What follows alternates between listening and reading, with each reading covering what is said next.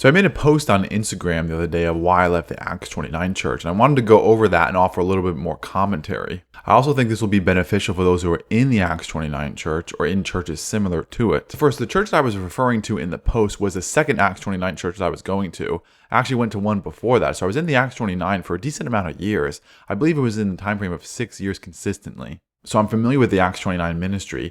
I know what they stand for, I know what they preach, and I know what they teach.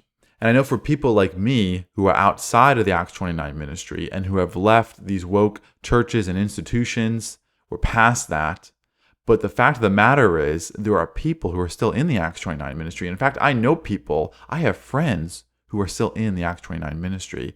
So it's important to still talk about this because the battle is still going on. It is the battle of wokeness, the battle of CRT, the battle of social justice, the battle of taking doctrines of the world and filtering them through the Bible to teach a new form of Christianity and deceive people. The battle is still going on as we speak, and we still need to talk about it. So I have on my phone here the post. I'll read through it. I'll offer some commentary, and hopefully by the end of this video, you'll understand why I left the Acts 29 church. And if you're at an Acts 29 church, you need to have a talk with your elders about these issues and calling them to either repent if they believe this or leave the Acts 29 ministry church. And if they don't, you need to leave that church. And for those of you also who are out there who are thinking about attending an Acts 29 church, don't do it. All right, guys, so let's read it. So I have it up on my phone. So first thing I want to do is just explain what Acts 29 is. So Acts 29 is a church planting ministry. Individual churches can join and be connected to a network of Christians offering ministry support to its pastors and leaders.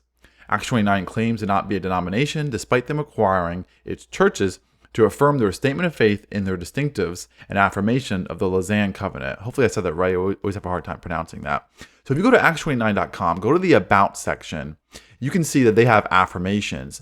And one of their affirmations includes the Lausanne Covenant. So if you want to know what the Lausanne Covenant is, in simple terms, it's a covenant of social justice. All you have to do is go to point 5 and see what I'm talking about. And if you're familiar with social justice, you know that the language that they use is spot on the gospel of social justice. So these affirmations are a statement of faith. That's what it is. And not only do they have a statement of faith, but they require its churches to affirm this and renew their affirmations every single year. So even though they're not a denomination, they're just a church planting ministry, they're functioning exactly like a denomination. All these churches, to be a part of it, have to affirm this. And not only do they have to affirm it once, they have to renew this affirmation every single year. Continuing on, through its conferences and board members, Acts 29 teaches its churches doctrines they are told are necessary to teach their congregations to be a biblical church. So what the pastors at Acts 29 are teaching the congregations is from the top down. They're only echoing and regurgitating what they're being told. So Acts 29 is functioning as a top-down system through its board members, and its board members are channeling their teachings through the ministry of what is Acts 29. These doctrines include systemic racism, white privilege, white guilt, and social justice. They are told that churches to be biblical need so-called diversity. Churches that are predominantly white are deemed colorblind and lack the minority voices, which shed light on what it means to experience oppression. Leaders are told to seek gospel centrality. We heard that word before, right? This means being nuanced, never taking firm stances, and seek the third way, or appeal to both sides, as they also like to talk about. This results in criticizing the right and sympathizing with the left. They always punch right and sympathize with the left. They're constantly bashing conservatives and constantly giving the people who are liberals the benefit of the doubt. Conservatism is viewed as negative and anti-Bible. If you're a conservative attending an Acts 29 ministry church, you know what I'm talking about. You're constantly be reminded to not make politics an idol. And you need to be careful because for some reason, these conservatives are prone to being those political idolaters and making it too big of a deal. But it's not the people on the left. Let's sympathize with them. But the people who are conservatives, you need to be reminded, hey, don't get out of line. Otherwise, we'll accuse you of being a political idolater. Acts 29 is heavily influenced and implements the teachings of Tim Keller and Matt Chandler. Both of them affirm white privilege, systemic racism, and social justice. Guys, this is just a fact, okay? And by the way, if you attend an Acts 29 church, just go up to your pastor or go up to one of the leaders and just talk to them and see if they like Tim Keller. Ask them, hey, do you like Tim Keller, Matt Chandler? See what they say. I guarantee you they love the guy. And they are reading his materials and they are trying to implement his teachings and preach and teach it to the congregation, to the church. They're putting this this teaching, this body of belief that is a Tim Keller theology. That's what I call a Tim Keller theology, because it is the theology of Tim Keller and even Matt Chandler. These are the two figureheads in the Acts 29 church. They are doing exactly that. They are teaching their theology, and they love the guy, and they're quoting from the guy. It's not hard to go to the Acts 29 church. You don't have to be there very long to hear Tim Keller be quoted and talked about. And they're even going to hand out his resources. Tim Keller is the Pope of the Acts 29 Ministry Church. He's at the top, along with his predecessor, Matt Chandler. And another fact is that both Tim Keller and Matt Chandler affirm key critical race theory doctrines, and that is systemic racism and white privilege. And as I talked about before, what you believe the problem is of mankind will determine what you believe the solution is. So if you believe the solution or the problem is systemic racism and white privilege, you'll believe the solution will be social justice. And that's why they're teaching what they have been teaching for many, many years now. And again, this is just a fact. You don't have to go very long. If you want to try to see if what I'm telling you is right, just do your research. Yeah, Tim Keller, Matt Chandler, they believe in systemic racism, and they believe that all white, because of systemic racism, are privileged, and they are contributing to the system that is oppressive to minorities. And if you're white, you're guilty of this, and you ought to do social justice. Now, this is where it gets personal with my story. So when asking my elders over these issues, I received ambiguous answers and denials. Yet they affirmed white privilege, systemic racism, and social justice key CRT, critical race theory doctrine. Now, this is the second Acts 29 church that I went to. I went to one before that for multiple years. I was even a member of that. But I had to leave because of social justice. The pastor at the time, it was during the year of 2020. This is when things were at its apex. The Acts 29 church I was at was jumping fully on board with Black Lives Matter. I still remember during that time, the executive pastor who had a church shut down due to COVID restrictions, and the fact that we couldn't be in a confined space because there wasn't enough room to maintain 6 feet. He had no problem going to a Black Lives Matter rally where there was no social distancing going on whatsoever. And then at the time, he posted that on Instagram and Facebook, and he was showing his public support for the whole the whole entire Black Lives Matter, group and organization in the statement. While he was also on Facebook going back and forth with multiple people, Christians too, over the issues of Black Lives Matter, just arguing with them. Now, let me say that this was all a entire build-up. Like, I left this church due to a multiple build-up that was happening over the years, because I saw the liberalism. As I became more and more convicted in the scriptures, as I started to grow in my understanding, I started to see the problems more and more. And so 2020 was just the cherry on top to this, because I was planning on trying to talk with the pastor over the liberalism that I saw going on there. But then 2020 happened, church shutdowns, we were all, had to be quarantined, and, church wasn't meeting anymore. But then Black Lives Matter happened, and that's when things really got bad. And that's when the altercation happened with me and the executive pastor on a Facebook battle that we had. So the Facebook battle that I got into with the executive pastor was over him commenting on my post. I wrote something in response to Luke 15 because friends of the mutual Acts 29 church in our area, there was 3 in my area that are prominent. They were using that, or he was using that, to teach that the 99 sheep that Jesus leaves to go find the one sheep is equivalent to the black people out there. So I made a Facebook post responding to this because, one, I was frustrated with what I was seeing all day long. This was during, the June blackout or the Black Square Day, where everybody's just posting black squares showing their support for Black Lives Matter. And everybody was on Facebook arguing and mostly supporting Black Lives Matter and, silence and violence, the whole 9 yards. And these are all professing Christians. These are all the people who I know and who go to this, Acts 29 church, or this Acts 29 church, or that Acts 29 church, including the pastors. Every sermon was just about racism.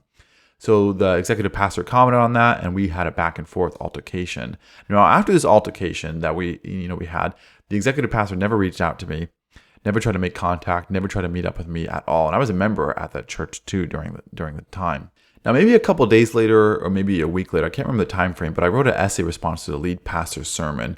It was in the book of Proverbs. I can't remember the exact chapter that he was preaching off of, but he was trying to make a straight line from the book of Proverbs to the current social justice issues that were going on. So I wrote an essay response, trying to just talk this through with him and call him ultimately, to repentance and show him his error. He didn't like this. This resulted in us having a back and forth email exchange. I did also voice, my concern, or at least let him know, hey, I had an altercation with the executive pastor. He never commented on that. During the email exchange, he kept on hinting at that if I don't like this, this is just the way it is, and maybe I should find another church. And I kept trying to tell him this is not about me being against racism. Just please, read the letter, and just kept trying to, refer him to what I was trying to say. Hey, this is a political idolatry or political ideology, not idolatry, political ideology that you guys are siding with. Again, he didn't like that. I tried to express my desire to meet with him in person to discuss these issues. He didn't want to do that. He says that the reason why is because of where I stand. So I responded and told him, hey, I feel weird going to a church where the lead pastor doesn't want to, meet with me. So, I guess I'll just leave. And he never responded. And that was that. I left that church. After years of attending that church and being a member, I left that church. And it did cause me to lose some friends there. Unfortunately, got accused by one of my friends of maybe just not liking black people. Another friend mocked me, sarcastically saying that I need to take a hermeneutic class, referring to my Facebook post on Luke 15, saying how it doesn't teach Jesus leaving the sheep for a man who's systemically oppressed, but I needed a hermeneutic class. Now, maybe some of you are thinking, well, Lucas, why did you attend another Acts 29 church? Well, at the time, I didn't know. I thought they were all just individual, independent churches, and it was just, ministry. And honestly, I really didn't know anything about Acts 29 other than this, they were a part of the Acts 29, ministry. So, that was the bare minimum of what I knew. I thought that each church was just an independent church. Boy, was I wrong. Okay, so back to the post.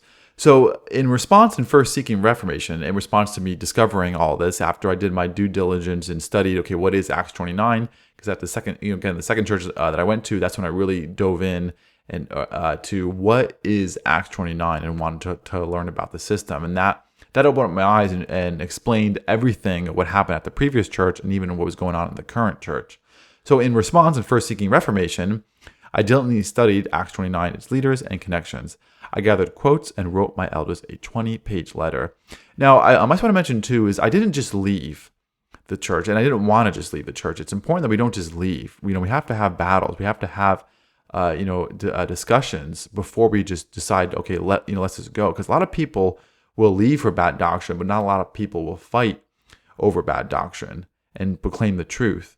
And things aren't going to get better if we don't even try to give people the opportunity to repent and believe. The gospel comes offensively. Paul says in 2 Corinthians 10, we cast down arguments. So it's not it's not enough to just leave and never mention anything. We have to first seek reformation. If not, then we seek separation. So if you're at an Acts 29 church or any kind of church similar, don't just leave.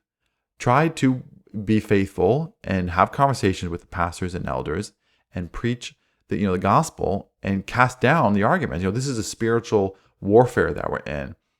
And we don't enter the battle by just leaving the battlefield. We have to engage the enemy. And we do that through the scriptures. The word of God is the offensive. Paul says in Ephesians 6, take the sword of the Spirit, which is the word of God.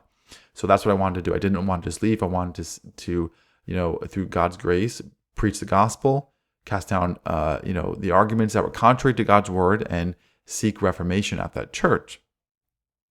So I wrote this letter. It was a 20-page letter. This was to demonstrate the beliefs of Acts 29, holding to the social justice gospel and key CRT beliefs that had compromised the network, leaders, and churches, including my own church and elder board.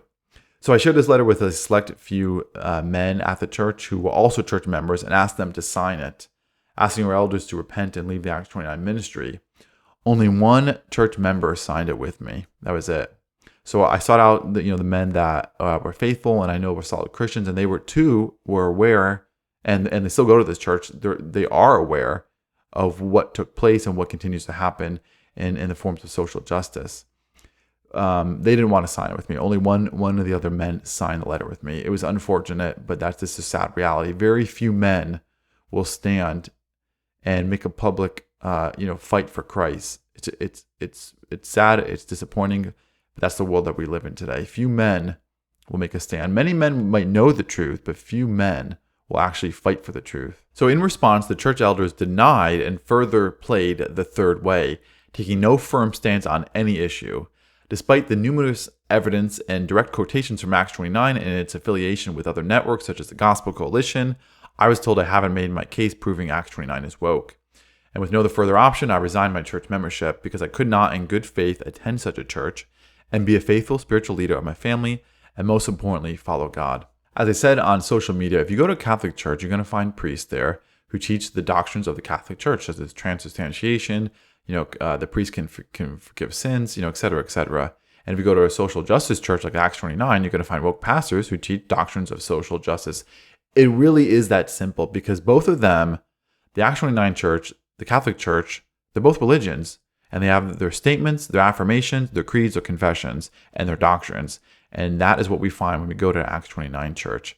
I want to mention 2 people so far have asked me for the letter that I sent to my Acts 29 elders of the church that I left, and I gave it to them because I want this letter to be helpful. So if you want a copy of this letter, reach out to me. You can find my email under the About section on this YouTube channel. I'll gladly give it to you. Any questions, feel free to have a discussion with me. Contact, I want to help, so I'm here to help.